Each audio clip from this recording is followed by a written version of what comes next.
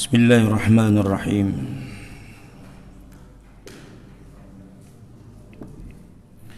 Assalamualaikum warahmatullahi wabarakatuh.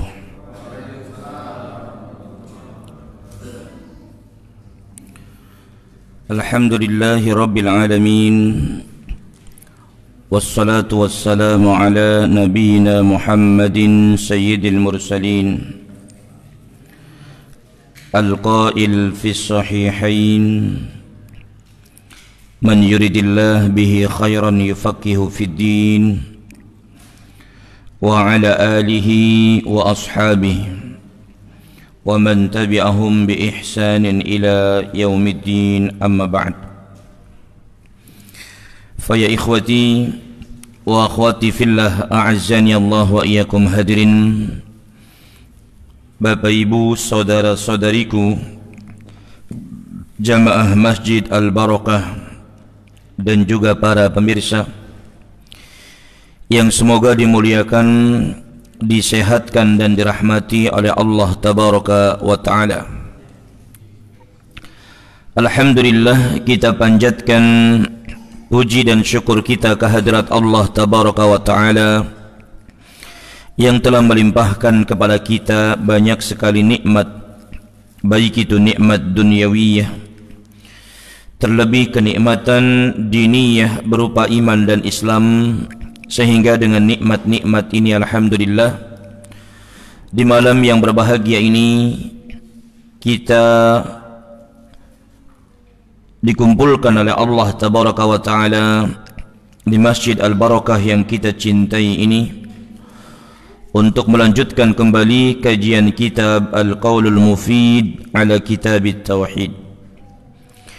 Kemudian yang kedua, tak lupa salawat dan salam semoga terlimpah kepada Rasulullah sallallahu alaihi wa alihi wasallam, juga kepada keluarganya, kepada para sahabatnya, kepada para tabi'in, atba'ut tabi'in, serta kepada orang-orang yang istiqomah menempuh jalan yang ditempuh oleh Rasulullah sallallahu alaihi wa alihi wasallam.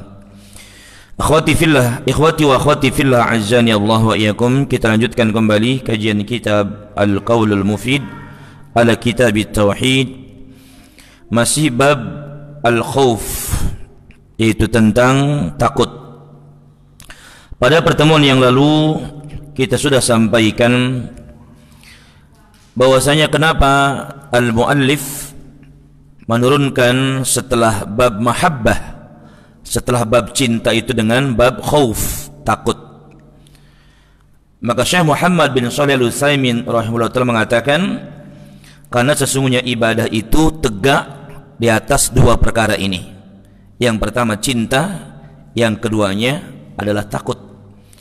Jadi dengan kita cinta, maka kita melakukan ibadah kepada Allah Tabaraka wa Ta'ala, termasuk juga dengan takut akan azab Allah Tabaraka wa Ta'ala, kita semangat dalam melakukan ibadah. Termasuk juga kemarin sudah kita sampaikan tentang roja dan khauf, harapan dan takut. Jadi sifat roja, harapan, kemudian sifat khauf yang ada dalam diri kita ini, yang dikatakan diantaranya oleh Al-Imam Ahmad rahimahullah ta'ala bahwasanya khauf dan roja ini harus seimbang, seperti dua sayap burung, ya, harus seimbang. Kalau misalkan lebih dominan salah satunya, maka akan celaka. Seperti dua sayap burung, kalau misalkan satunya patah, maka akan jatuh. Namun ada juga yang menyebutkan roja dan khauf ini ketika dalam keadaan sehat, maka yang dominan hendaknya rasa takut. Ya, kalau lagi sehat seperti ini, yang hendaknya paling besar muncul dalam diri kita rasa takut.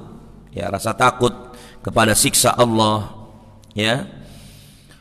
Adapun kalau kita dalam keadaan sakit, maka yang paling dominan adalah roja, ya, harapan.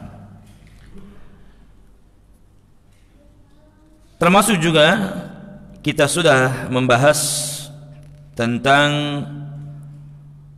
ayat-ayat yang menjelaskan tentang khauf yang sudah kita bacakan. Dalil yang pertama yaitu surat Ali Imran ayat 175, di mana Allah Subhanahu wa taala berfirman, "Innama dzalikumus syaitan." Sesungguhnya itulah syaitan. Yukhawwifu awliya'ah, yang menakut-nakuti kalian bersama para pembantu-pembantunya. Jadi setan ini punya pembantu-pembantu dari kalangan jin dan dari kalangan manusia. Siapa yang termasuk pembantu dari kalangan manusia, bantuin iblis atau setan dari kalangan manusia? Itu orang-orang yang sering mengajak kepada keburukan, sering mengajak kepada kemaksiatan. Itu pembantu-pembantunya setan, ya, pembantu-pembantunya iblis. Jadi Allah mengatakan innama dzalikumus syaitan, itulah syaitan. Yukhawwifu awliya'ah, yang menakuti kalian, menakuti kita semua. Ya, dalam dakwah terkadang ada perasaan takut, ya, takut sama orang, takut diusir, takut, itu namanya yang nakut-nakut itu setan, kata Allah. Jadi menakut-nakuti kalian termasuk juga pembantu-pembantunya. Dan Allah Subhanahu wa taala mengatakan fala takhafuhum, jangan kalian takut kepada mereka. Jadi enggak usah takut. Wa khafuni, dan takutlah kalian kepadaku. Takutlah kalian hanya kepadaku. In kuntum mu'minin, jika kalian adalah orang-orang yang beriman, ya. Jadi hendaknya kita hanya takut kepada Allah saja. Jangan takut kepada selain Allah. Kita lanjutkan ikhwati wa akhwati fillah, azzani Allah wa iyyakum. Dalil yang kedua tentang khauf ini yaitu surat At-Taubah ayat 18. Dalam surat At-Taubah ayat 18, Allah Subhanahu wa taala berfirman, "Innama ya'muru masajidallah." Sesungguhnya yang memakmurkan masjid-masjid Allah, yang bikin makmur masjid, ya, dengan kajian-kajian ilmu, dengan sholat berjamaah, termasuk juga dengan mengumpulkan donasi dan lain sebagainya. Siapa yang memakmurkan masjid-masjid Allah? Allah mengatakan man amana billah, hanyalah orang-orang yang mereka beriman kepada Allah, percaya bahwasanya Allah itu ada, percaya dengan rububiyahnya Allah, yang mencipta Allah, yang mengatur Allah, yang memiliki Allah, yang memberikan rizki Allah tabaraka wa ta'ala, beriman dengan nama-nama dan sifat-sifat Allah tabaraka wa ta'ala. Jadi memakmurkan masjid itu adalah orang yang beriman kepada Allah. Wal yaumil akhir, dan juga orang yang beriman kepada hari akhir. Orang yang memakmurkan masjid-masjid Allah hanya orang-orang yang beriman kepada Allah, hanya orang-orang yang percaya dengan hari akhir. Dan Syekh Muhammad bin Shalih Al-Utsaimin mengatakan yaumul akhir huwa yaumul qiyamah. Yaumul akhir ini adalah nama lain dari yaumul qiyamah. Wa summiya bidzalika, yaumul qiyamah disebut dengan al-yaumul akhir. Kenapa? Li'annahu la yauma ba'dahu. Karena sesungguhnya tidak ada hari setelah hari akhir tersebut. Setelah hari itu udah nggak ada hari lagi, maka disebut dengan hari akhir, al-yaumul akhir. Jadi orang-orang yang beriman kepada hari akhir, ya, jadi orang-orang yang memakmurkan masjid adalah orang yang beriman kepada Allah dan hari akhir.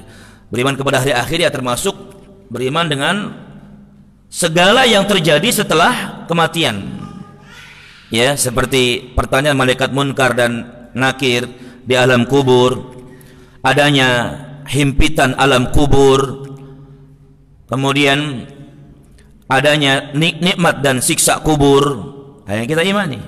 Ya, ini termasuk beriman kepada hari akhir. Wa aqamas salata, dan orang-orang yang mendirikan salat, orang yang beriman kepada Allah dan hari akhir. Wa aqamas salata, dan mendirikan salat. Wa ataz zakata, dan menunaikan zakat. Baru kemudian pembahasan kita di sini, walam yakhsha illallah, dan tidaklah dia takut kecuali hanya kepada Allah saja. Jadi orang yang memakmurkan masjid-masjid Allah, termasuk di antaranya adalah walam yakhsha illallah, orang yang tidak takut kecuali hanya kepada Allah saja. Nah, ikhwati wa akhwati fillah, azani Allah wa iyyakum. Kemudian di akhir ayat Allah mengatakan fa'asa ulaika ayyakunu minal muhtadin. Ya, maka diharapkan mereka semua yang tadi disebutkan adalah orang-orang yang mendapatkan petunjuk dari Allah tabaraka wa taala. Ini dalil yang kedua yang diturunkan oleh al-muallif tentang al-khauf atau takut. Di sini ada kalimat walam yakhsha illallah, dan tidaklah dia takut kecuali hanya kepada Allah. Jadi al-khasyah tadi, ya, yakhsha tadi artinya apa? Takut. Ya. Sama dengan al-khauf. Jadi khauf dengan khasyah itu artinya sama-sama takut. Apa bedanya? Apa bedanya khauf dengan khasyah? Apa bedanya khauf dengan khasyah? Ini dijelaskan oleh Syekh Muhammad bin Shalih Al-Utsaimin rahimahullahu taala. Wal farqu bainahuma, perbedaan antara khauf dan khasyah. Yang pertama, annal khasyata takunu ma'al ilmi. Sesungguhnya khasyah itu artinya takut disertai dengan ilmu. Khasyah dia maknanya adalah takut namun dibarengi dengan ilmu. Adapun khauf maka dia hanya takut. Ya, dia hanya takut tapi tidak dibarengi dengan ilmu. Itu bedanya ya. Jadi khasyah, khauf ini kalau bahasa Indonesia terjemahnya sama-sama takut gitu. Bedanya di mana? Kalau khasyah takut yang dibarengi dengan ilmu, mengilmui yang ditakuti. Ya. Kalau kita takut sama Allah, itu berarti khasyah, bukan khauf. Ya. Takut yang dibarengi dengan ilmu. Makanya di dalam surat Fatir ayat 28 Allah Subhanahu wa taala berfirman, innama yakhshallaha min ibadihil ulama. Sesungguhnya yang takut kepada Allah tabaraka wa taala min ibadihi, dari hamba-hambanya, al ulama'u, mereka orang-orang yang berilmu. Di sini menggunakan kata yakhsha bukan yakhaf. Menggunakan kata yakhsha bukan yakhaf. Kenapa? Karena takut di sini dibarengi dengan ilmu, dibarengi dengan mengetahui yang ditakuti. Sesungguhnya yang takut kepada Allah dari hamba-hambanya adalah orang-orang yang berilmu. Maka kemudian ditafsir oleh para ulama, ya, bahwasanya orang yang berilmu itu bukan orang yang banyak hafal Quran. Termasuk diantaranya adalah Abdullah bin Mas'ud radhiyallahu anhu, yang beliau mengatakan, laisal ilmu bikasratil hadis. Bukan termasuk ilmu orang yang banyak hafal hadis. Bukan termasuk berilmu orang yang banyak hafal Quran. Beliau menyebutkan orang yang berilmu itu adalah orang yang semakin bertambah ilmunya semakin takut kepada Allah tabaraka wa taala. Nah, itu orang yang berilmu. Kan ada ya orang yang hafal Quran tapi nggak takut sama Allah. Ada orang yang banyak hafal hadis tapi mereka nggak takut sama Allah. Maka ini bukan orang yang berilmu. Orang yang berilmu itu adalah orang yang takut kepada Allah tabaraka wa taala. Sekalipun mungkin ilmunya nggak seberapa. Kita hafal hadis, ya, hadis arba'in, ya. Hafal nggak hadis arba'in? Nggak juga. Berat 40 ya. Ya, pokoknya sedikit banget kita hafal hadis tapi kita takut sama Allah. Bahkan setiap kita ngaji mendapatkan ilmu, semakin menambah rasa takut kita kepada Allah. Itu orang yang berilmu. Ya. Sekalipun ilmunya sedikit, tapi takut sama Allah, menambah takut kepada itu orang yang berilmu. Nah, ini perbedaan yang pertama. Bahwasanya al-khasyah itu dibarengi dengan ilmu, adapun khauf, ya, ini hanya takut saja. Bisa jadi dia nggak tahu tentang yang ditakuti. Kemudian yang kedua, andal khasyah, sesungguhnya khasyah takunu bisababi azmatil mukhshi. Sesungguhnya khasyah itu terjadi disebabkan besarnya, agungnya yang ditakuti. Ya, khasyah itu terjadi disebabkan agungnya yang ditakuti. Itu kalau khasyah. Adapun khauf bisa jadi ya takutnya itu mungkin ya kepada yang besar, tapi juga yang kuat, tapi juga terkadang yang lemah. Ya. Nah, ini perbedaan antara khasyah dengan apa? Dengan khauf. Apa bedanya? Yang pertama, kalau khasyah itu takut dibarengi dengan ilmu. Ya, takut dibarengi dengan ilmu. Kita takut sama Allah, ya kan? Dibarengi dengan ilmu. Ya, dibarengi dengan ilmu. Adapun khauf takut saja. Bahkan terkadang kita bodoh kepada yang kita takuti. Ya, ada orang takut sama preman misalkan. Dia nggak tahu ternyata premannya malah ya jalannya ya kan ada ya, kelihatan pas tambangnya keker, nggak taunya pas ngomong kamu gitu. Ya kan ada gitu. Ya, bisa jadi kan gitu, seperti itu. Yang kedua, khasyah itu terjadi disebabkan agungnya, besarnya, mulianya, kuatnya yang ditakuti. Adapun khauf ya ini terkadang terjadi min dha'fil khaif, disebabkan apa? Lemahnya orang yang ditakuti, la min quwatil makhufi. Ya, ini perbedaan antara khasyah dengan khauf. Kemudian ikhwati wa akhwati fillah, yang berikutnya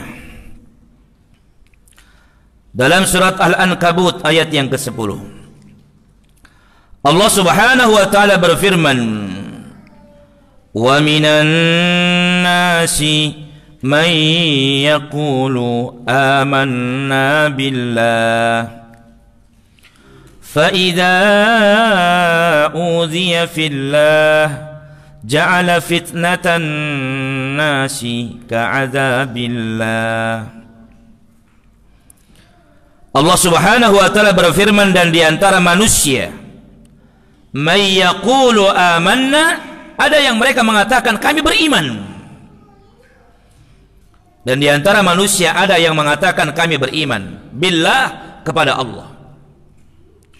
Fa idza udhiya fillah, ketika mereka diuji oleh Allah Subhanahu wa taala, ketika mereka disakiti. Jadi udhiya itu apa? Disakiti.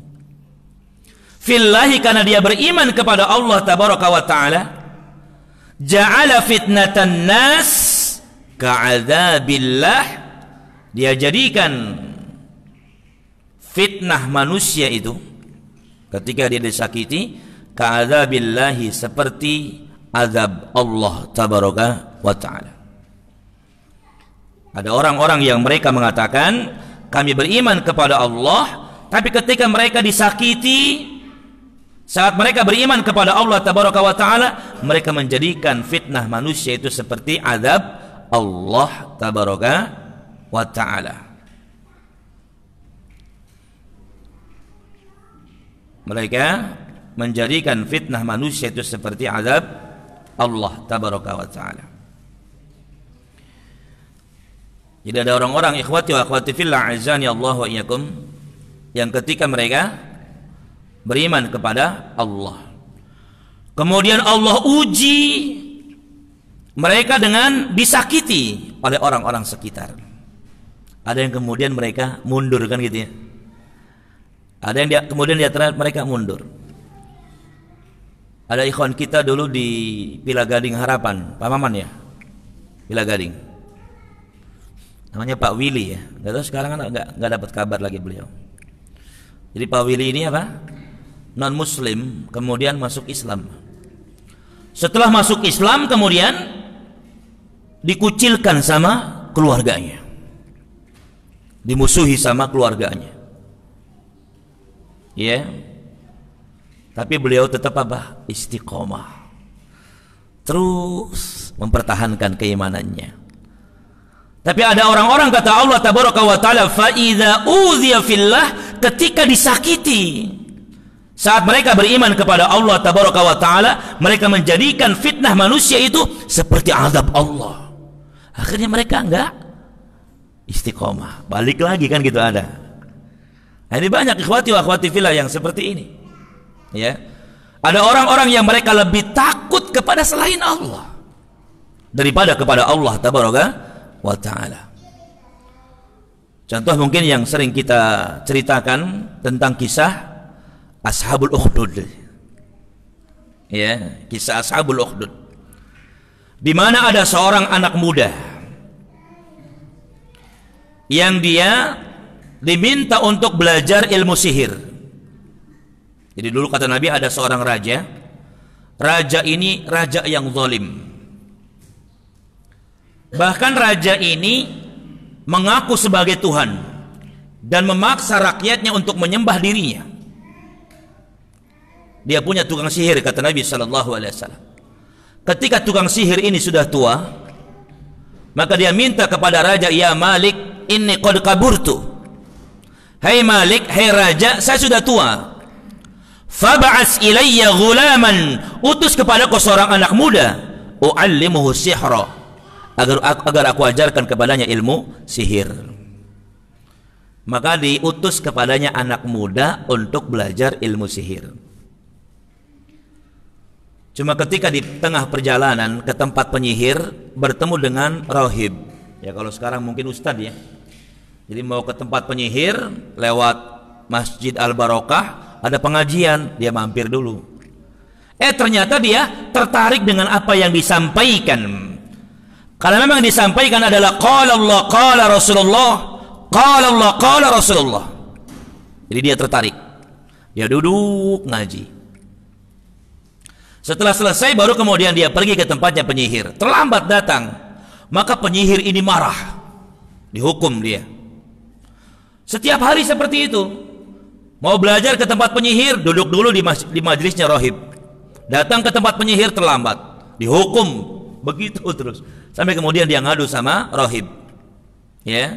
Maka sama rahib diajarin untuk apa? Bohong. Ya. Padahal kata Syekh Muhammad bin Shalih Al-Utsaimin, enggak boleh bohong.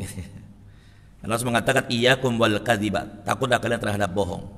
Cuma nggak tahu wallahu alam di sini diajarkan untuk bohong. Kalau misalkan kamu sampai ke tempatnya penyihir biar nggak dihukum, gimana caranya? Bilang sama tukang sihir yang menyebabkan kamu terlambat adalah orang tuamu.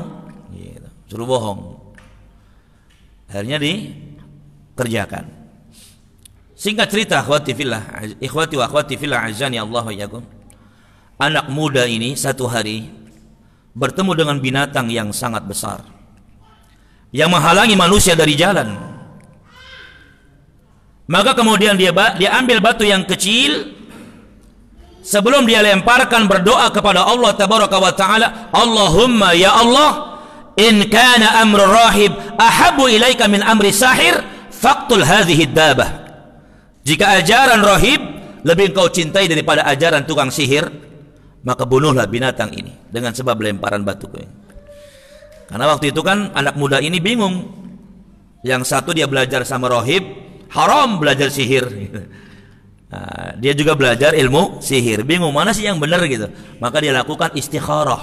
Maka termasuk kita, kalau kita bingung ya, dihadapkan dengan dua pilihan, punya duit 100 juta, mau beli mobil atau bangun rumah gitu. Ya, itu istikharah. Minta pilihan dari Allah tabaraka wa taala yang terbaik buat kita. Jadi dia berdoa kepada Allah, ya Allah, jika ajaran rahib lebih kau cintai daripada ajaran penyihir, bunuhlah binatang ini dan sebab lemparanku ini. Akhirnya dilempar dan binatang itu pun mati. dengan izin Allah tabaraka wa taala. Maka dia yakin ajaran yang benar adalah ajaran rahib. Dia ceritakan sama rahib. Apa kata rahib? Hei gulam, hei anak muda, antal an a'lamu minni. Kau sekarang lebih alim, lebih hebat, lebih berilmu daripada aku. Tapi ingat, wa innaka satubtala, kamu akan diuji sama Allah tabaraka wa taala. Karena orang itu semakin kuat keimanannya, semakin berat ujiannya, jemaah sekalian. Ya. Orang itu semakin tinggi keimanannya, semakin berat ujiannya dari Allah. Karena Rasul mengatakan inna asyaddan nas ibtila'an al-anbiya, orang yang paling berat ujiannya dari Allah tabaraka wa taala adalah mereka para nabi. Summal amsal fal amsal, kemudian yang semisalnya. Ya. Di rahib mengatakan kamu akan diuji. Tapi ingat ya, ketika kamu diuji nanti jangan ajak-ajak saya. Saat kamu mendapatkan ujian, disakiti sama orang, jangan sebut-sebut nama saya. Kemudian ikhwati wa akhwati fillah azani Allah wa yakum. Singkat cerita, anak muda ini bisa menyembuhkan berbagai macam penyakit. Bisa menyembuhkan berbagai macam penyakit. Sehingga kabar tentang anak muda yang bisa menyembuhkan berbagai macam penyakit ini kedengaran sama penasehat raja yang buta. Penasehat raja yang buta itu datang kepadanya membawa hadiah yang sangat banyak, dan dia mengatakan, ya gulam, kullu hadaya laka, semua hadiah yang saya bawa ini untukmu, in anta syafaitani, jika engkau bisa menyembuhkan aku. Jika engkau bisa menyembuhkan aku.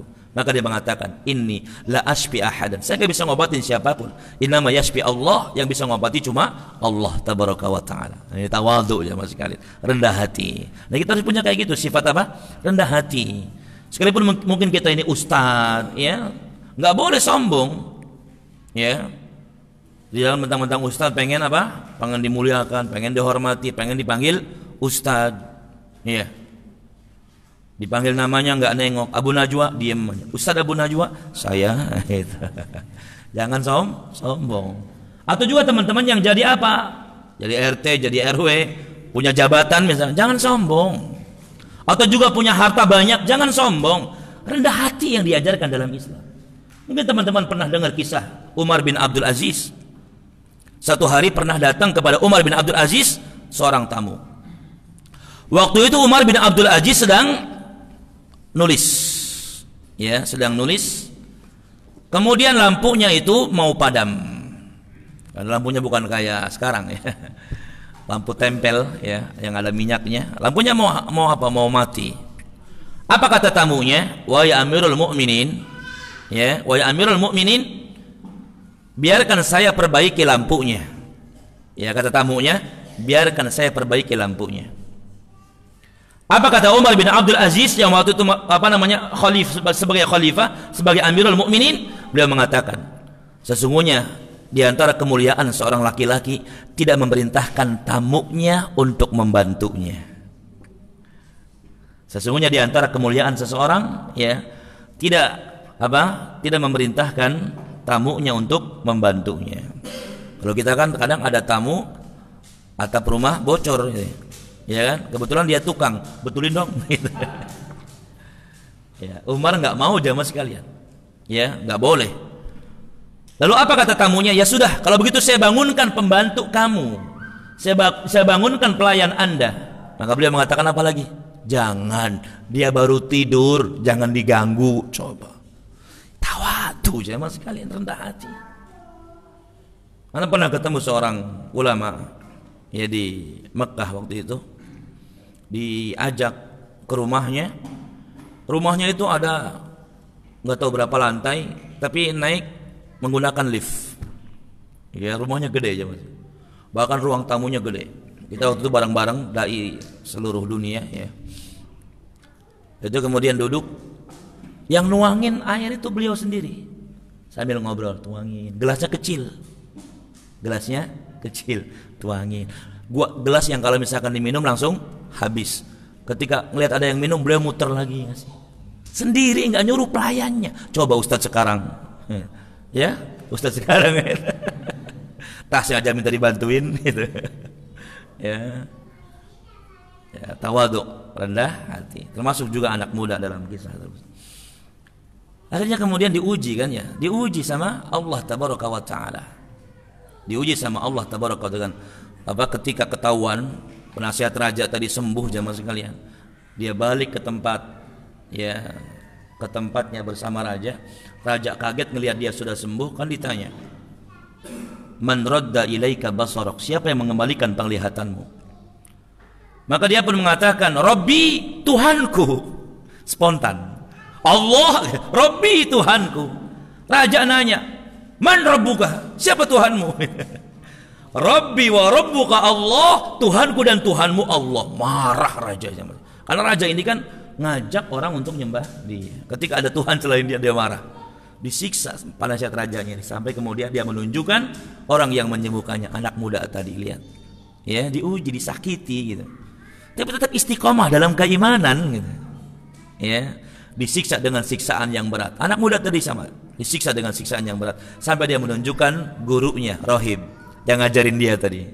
Padahal kan udah pesan, kalau kamu nanti disakiti jangan sebut-sebut nama saya, jangan ajak-ajak ya gitu.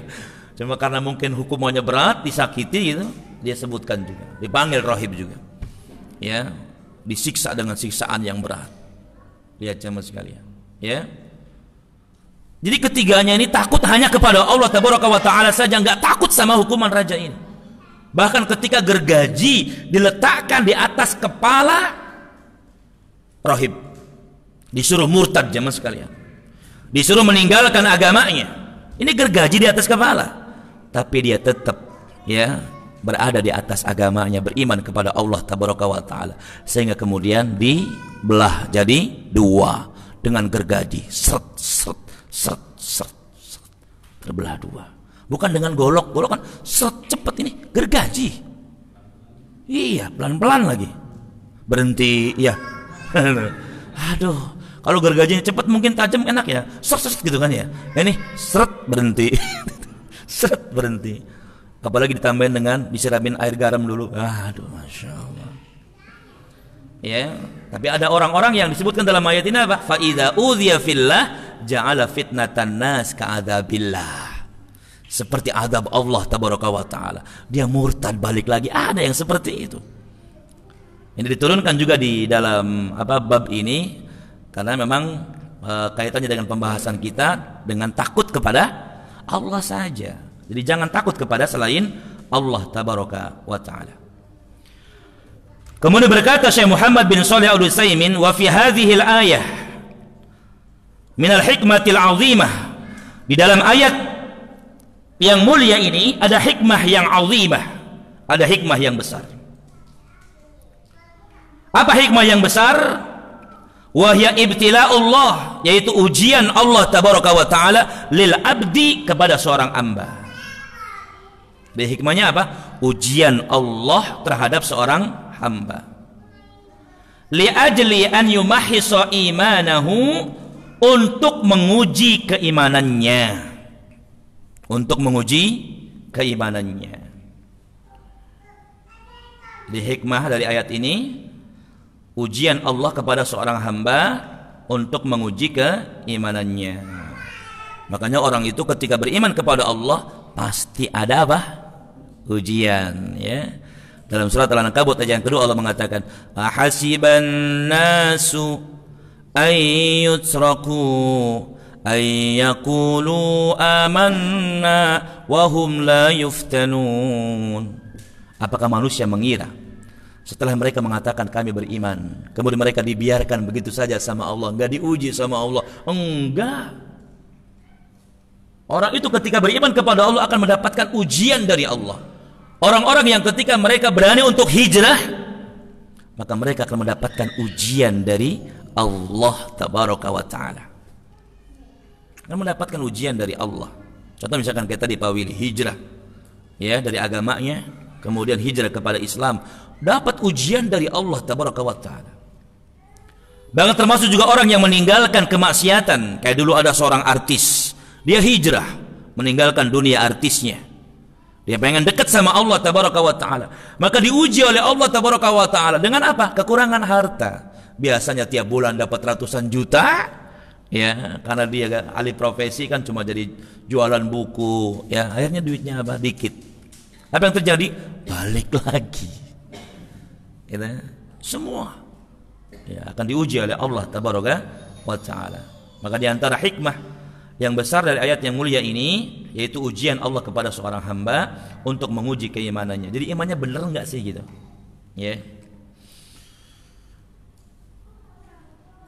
Kemudian beliau juga mengatakan yang namanya ujian ini terbagi dua. Yang pertama, terkadang dari Allah langsung, ya. Ujian itu terkadang dari Allah langsung, tapi semuanya memang dari Allah. Cuma terkadang ada yang langsung dari Allah Tabaraka wa Ta'ala, secara langsung. Ya, seperti kayak kemarin gempa. Ya, gempa itu ujian jemaah sekalian bagi orang-orang yang beriman. Ujian bagi orang-orang yang beriman. Itu kan siapa yang bikin gempa? Allah langsung ada. Nah, di antara dalil yang disebutkan pertama surat Al-Hajj ayat yang ke-11. Wa minan nasi may ya'budullaha 'ala harf.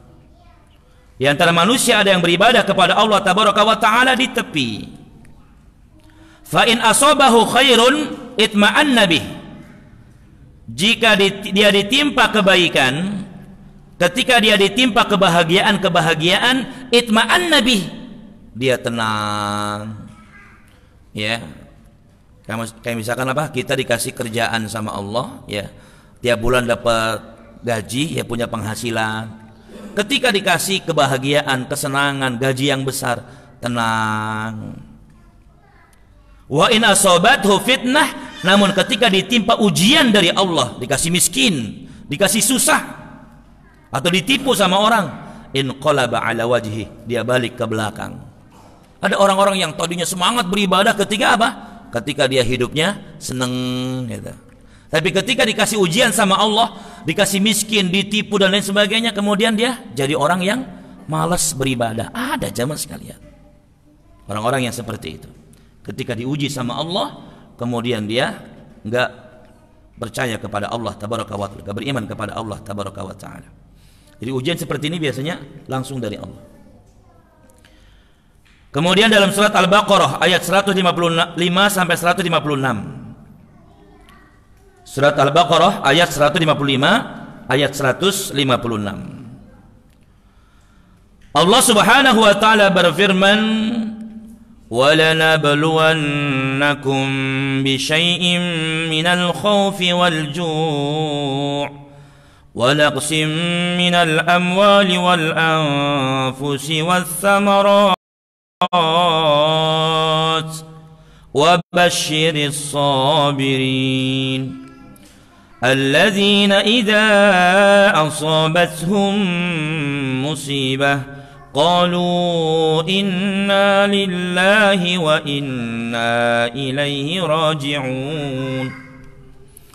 Dan sungguh kami uji kalian bisyai'in minal khauf, dengan sedikit ketakutan, wal ju' termasuk apa? Kelaparan, rasa takut, ujian dari Allah. Lapar, ya, udah nggak punya duit, nggak punya makanan, ya, minjam duit sama teman nggak dikasih, ya.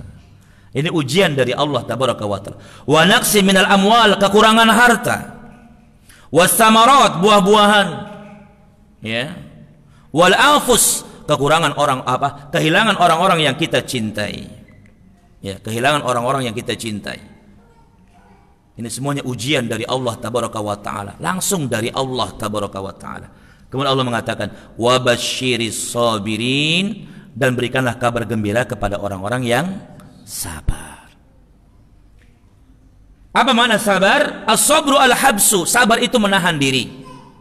Ketika dikasih ujian oleh Allah Tabaraka wa Ta'ala, kayak kemarin gempa, orang yang sabar dalam hatinya ada perasaan marah, ada perasaan kesel. Bahkan ketika melihat rumahnya hancur, ada perasaan kesel dalam hatinya, ada perasaan marah. Tapi orang yang sabar, dia tahan, ya, dia tahan, nggak keluar dari mulutnya kecuali inna lillahi wa inna ilaihi raji'un. Maka di ayat berikutnya Allah mengatakan, orang yang sabar itu alladzina idza asabatuhum musibah yaitu orang-orang yang ketika mereka tertimpa musibah, qalu, mereka mengucapkan, inna lillah, sesungguhnya kami adalah milik Allah, wa inna ilaihi raji'un, dan sesungguhnya kita semua akan kembali kepada Allah tabaraka wa taala.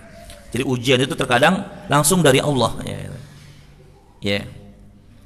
Ada juga melalui manusia yang kedua. Ada juga yang ujian itu melalui apa? Melalui manusia. Contoh misalkan kita dalam dakwah. Ya, dalam dakwah. Ada orang yang menghalang-halangi dakwah kita. Ngaji nggak boleh misalkan. Ya. Itu ujian dari Allah tabaraka wa taala. Cuma melalui siapa? Manusia.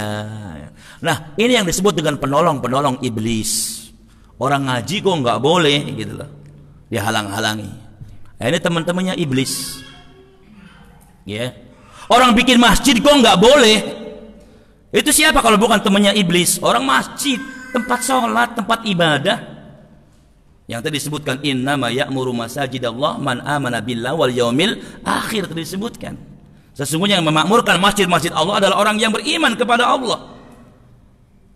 Orang yang beriman kepada hari akhir, mendirikan sholat, menunaikan zakat, dan dia tidak takut kecuali hanya kepada Allah tabaraka wa ta'ala.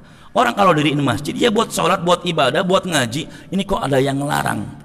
Itu ujian dari Allah. Cuma melalui siapa? Manusia yang disebut dengan pembantu-pembantu iblis, laknatullah alaih. Ya.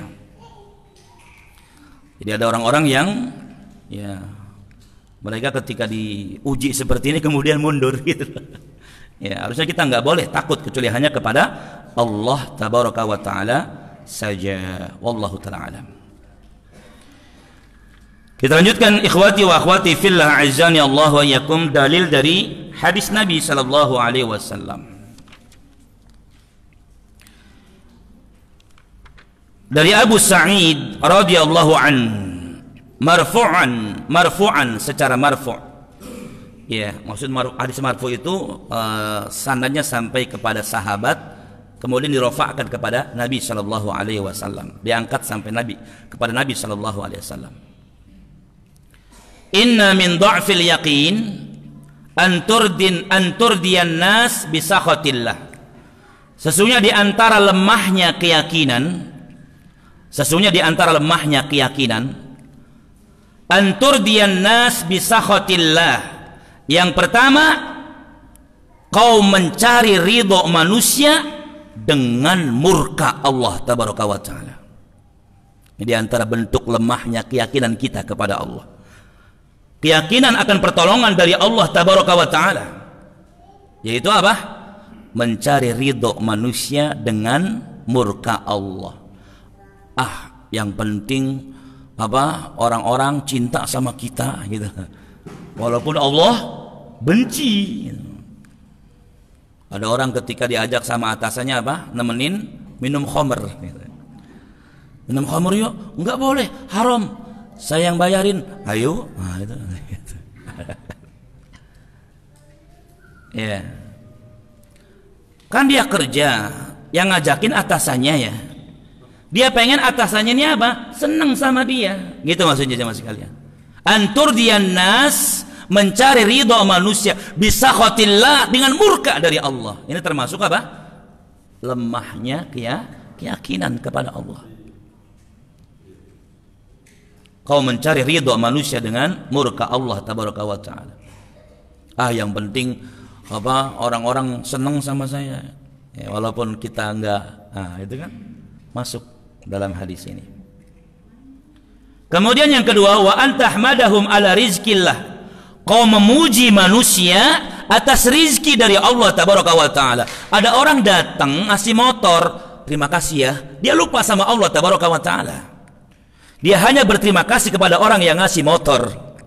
Pada hakikatnya yang memberikan dia motor adalah Allah tabaraka wa taala. Harusnya dia lakukan apa? Dia berterima kasih pertama kepada Allah, bersyukur kepada Allah tabaraka wa taala, baru kemudian kepada orang tersebut, kepada manusia.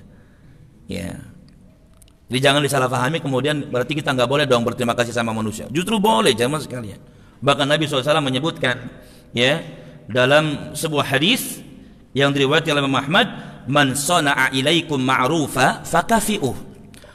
Ya, barang siapa yang Ada orang berbuat baik kepadanya. Ya, ada orang berbuat baik kepadanya.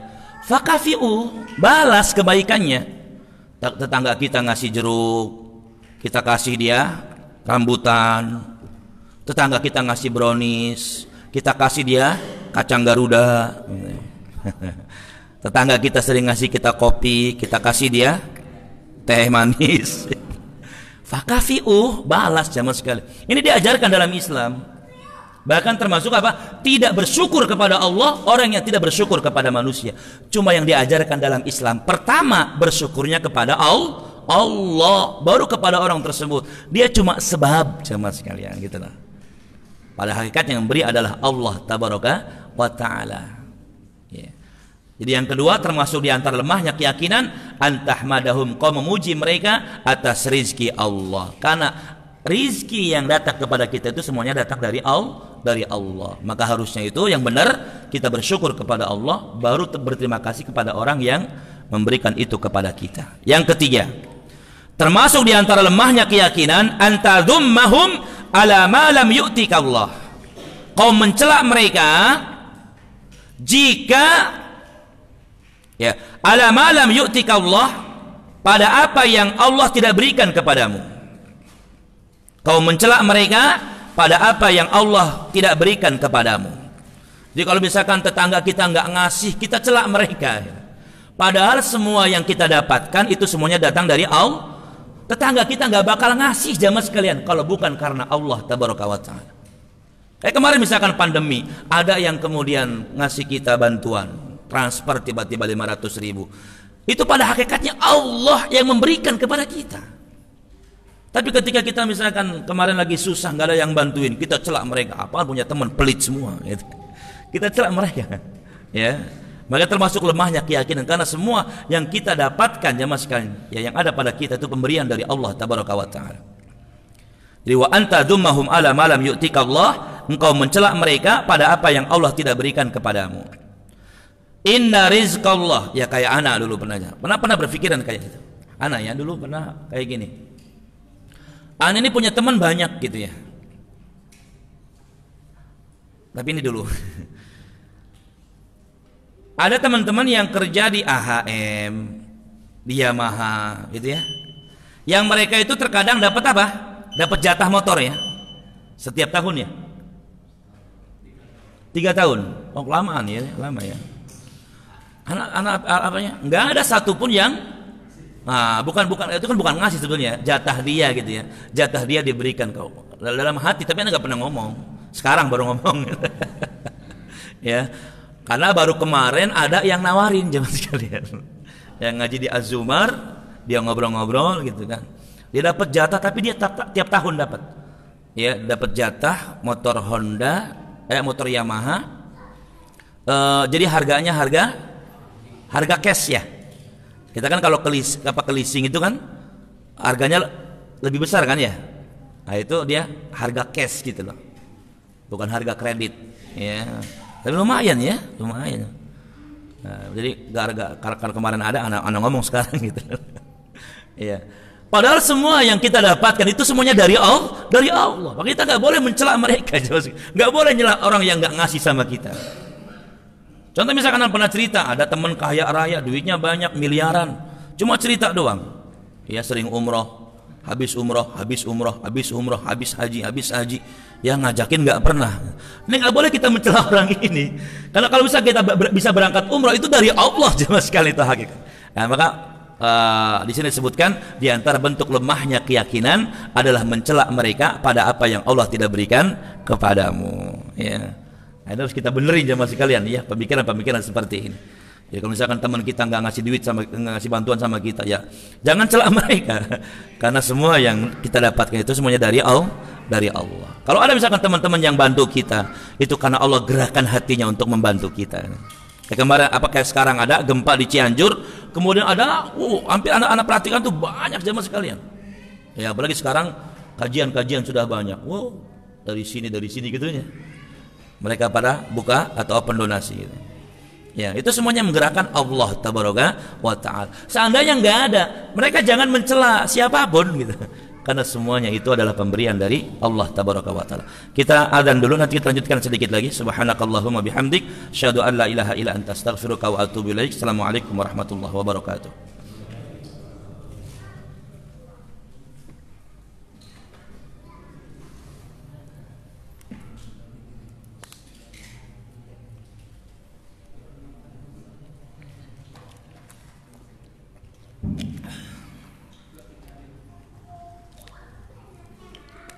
Allahu Akbar, Allahu Akbar, Allah. Allahu Akbar,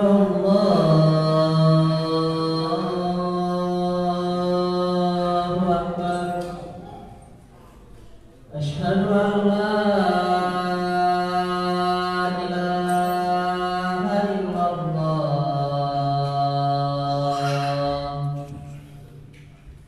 Asyhadu an la ilaha illallah.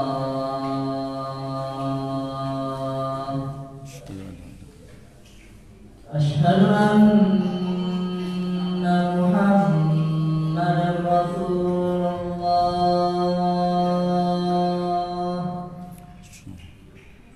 Asyhadu anna Muhammadan Rasulullah.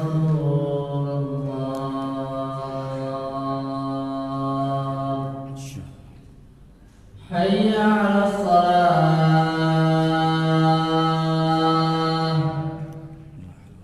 Hayya 'alas shalah.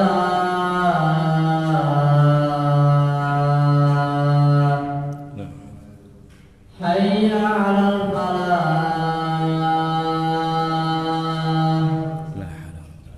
Hayya 'alal falah.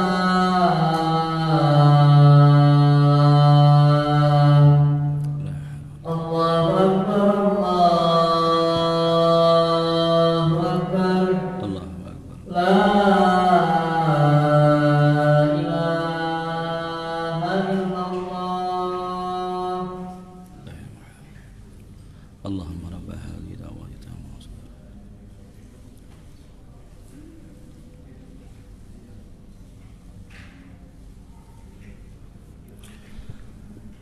Nah, ikhwati wa akhwati fillah, azani Allah wa yakum. Kita lanjutkan lagi hadis yang tadi kita bahas. Sesungguhnya di antara lemahnya keyakinan, kau mencari ridha manusia dengan murka Allah. Kau mencari ridha manusia dengan murka Allah tabaraka wa ta'ala. Yang kedua, kau memuji mereka terhadap rizki Allah tabaraka wa ta'ala. Dan yang ketiganya, kau mencela mereka pada apa yang Allah tidak berikan kepadamu. Kita lanjutkan. Inna rizqallah la yajurruhu hirsu harisin. Sesungguhnya rizki Allah tidak didorong oleh hirsu harisin, oleh ketamakan orang yang tamak. Rizki Allah tidak didorong oleh ketamakan orang yang tamak. Contoh misalkan ada orang yang rakus, ya, terhadap apa? Harta. Itu yang namanya rizki Allah nggak didorong dengan ketamakan tersebut. Kalau misalkan ada orang yang mereka bekerja, betul ketika orang bekerja itu sebab dia mendapatkan rizki, tapi itu enggak sebab yang sendirian jamaah sekalian. Karena pada hakikatnya yang memberikan rizki itu adalah Allah tabaraka wa ta'ala. Yang memberikan rizki adalah Allah tabaraka wa ta'ala.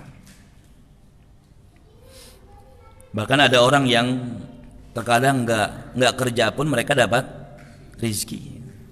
Karena rizki itu dari Allah tabaraka wa ta'ala. Karena semua makhluk Allah yang Allah ciptakan itu semuanya diberikan kecukupan rizki oleh Allah. Jangankan kita manusia yang dikasih Allah subhanahu wa ta'ala kecerdasan, binatang saja diberikan rizki sama Allah. Wa ma min dabbatin fil ardi illa 'alallahi rizquha, ya kan? Tidak ada binatang melata yang ada di muka bumi ini kecuali Allah akan berikan kepadanya rizki. Makanya sangat rugi kalau ada orang yang gara-gara mereka mencari rizki, dia lalai atau dia lupa sama yang memberikan rizki. Ada orang misalkan kerja jamaah sekalian, pagi apa?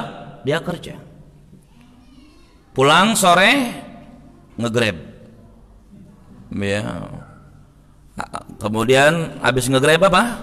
Buka angkringan sampai jam 2 malam. Ya, lupa sholat. Kalau misalkan melakukan itu dia tetap rajin sholat, termasuk juga duduk di majelis ilmu seperti ini, nggak masalah. Ada teman-teman misalkan habis kerja dia nge-Grab, tapi pas jamnya ngaji dia masuk masjid ngaji dulu, nggak masalah. Ya, dia tetap beribadah kepada Allah. Dia nggak melalaikan apa? Dia nggak melalaikan ibadah kepada Allah, nggak masalah. Yang jadi permasalahan adalah ada orang yang mereka tamak, rakus mencari rizki, padahal rizki sudah ditetapkan oleh Allah Tabaraka wa Ta'ala, dan dia lalai kepada yang memberikan rizki. Makanya coba kalau orang yang punya keyakinan seperti kita ini, ya, jamnya kerja, ya kan?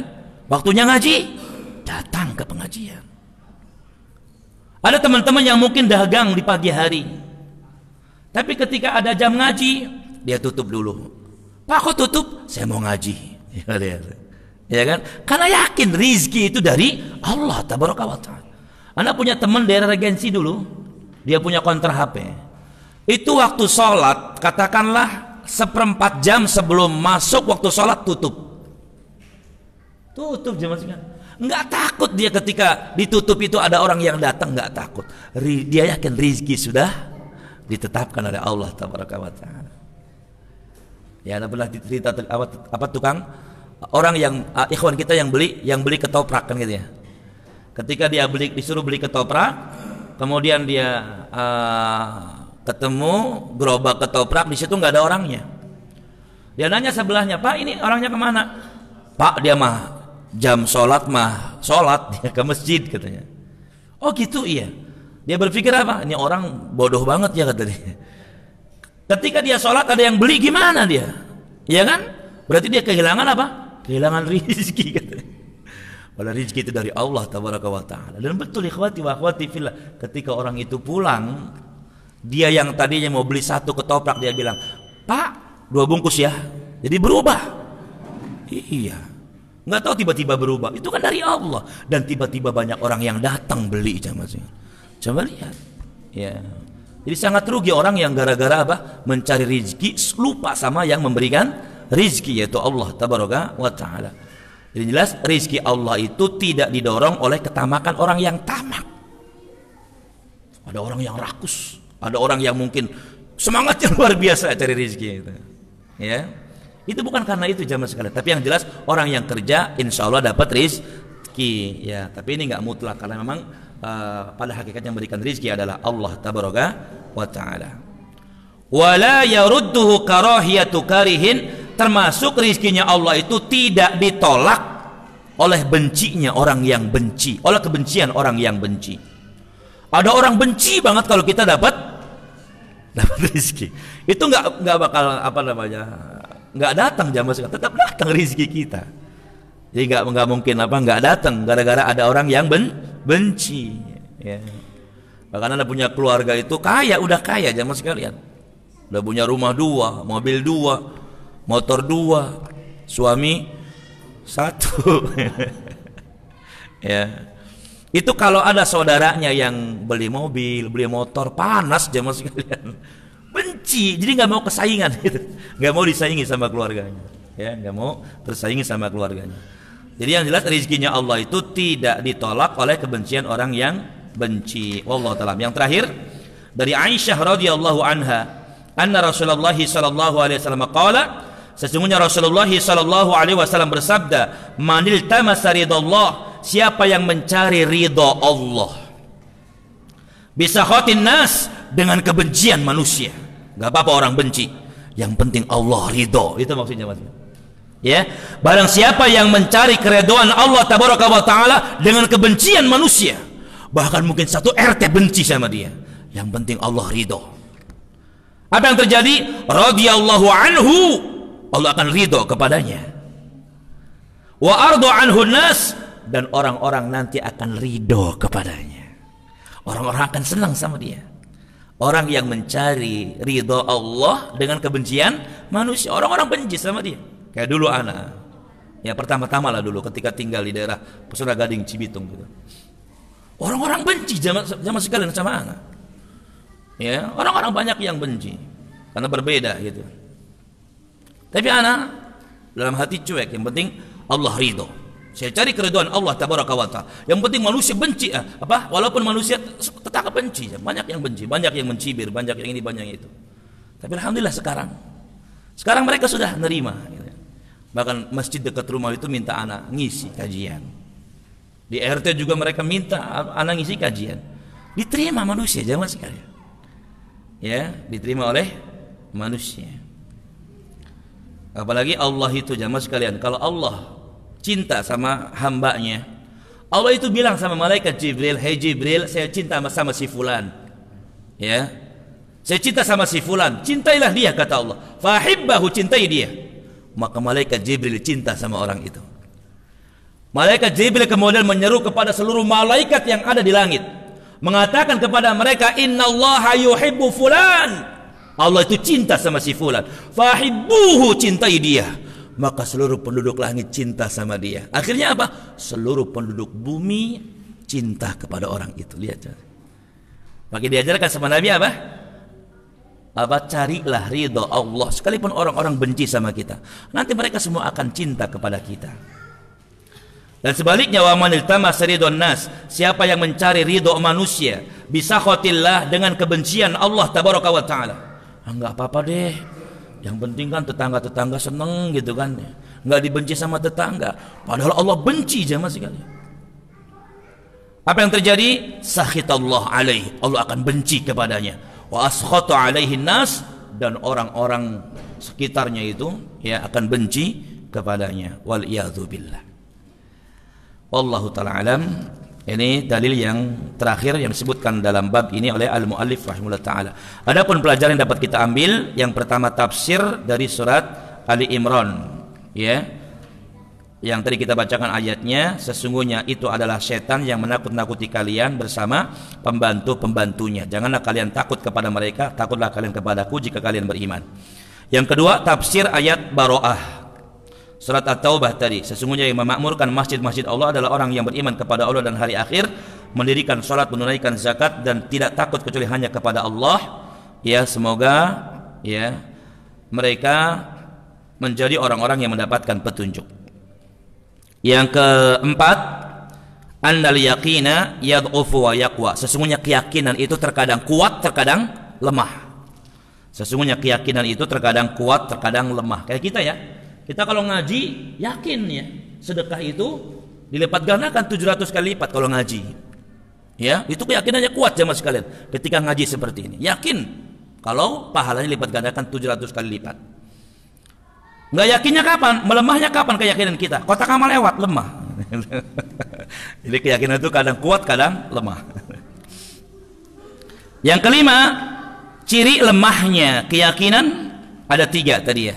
Ciri lemahnya keyakinan ada 3. Yang pertama apa tadi? Memuji. Ya tadi ya. Ciri lemahnya keyakinan yang pertama adalah memuji orang yang memberikan rezeki kepada kita, mencela orang yang tidak memberikan rezeki kepada kita. Terus satu laginya apa? Mencari ridho manusia dengan murka Allah tabaraka wa taala. Yang keenam, anna ikhlasul khaufi lillah minal faraid. Sesungguhnya murni takut kepada Allah termasuk di antara perkara-perkara yang wajib. Sesungguhnya murni takut hanya kepada Allah termasuk di antara perkara-perkara yang wajib. Ini pelajaran yang keenam. Yang ketujuh, zikru sawabi man fa'alah, menyebutkan tentang pahala orang yang melakukannya. Yaitu apa?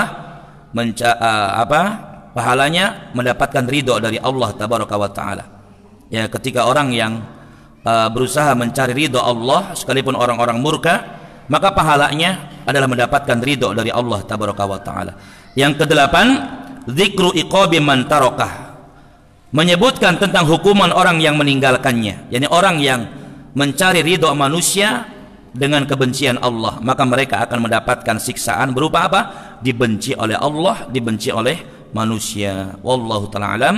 Itu barangkali ikhwati wa akhwati fillah yang dapat kita sampaikan. Semoga memberikan manfaat. Yang benar datang dari Allah dan yang salah dari kejahilan saya. Untuk itu mohon dibukakan pintu maaf yang seluas-luasnya. Jazakumullah atas kehadiran perhatiannya. Subhanakallahumma bihamdik asyhadu an la ilaha illa anta astaghfiruka wa atubu ilaik. Assalamualaikum warahmatullahi wabarakatuh.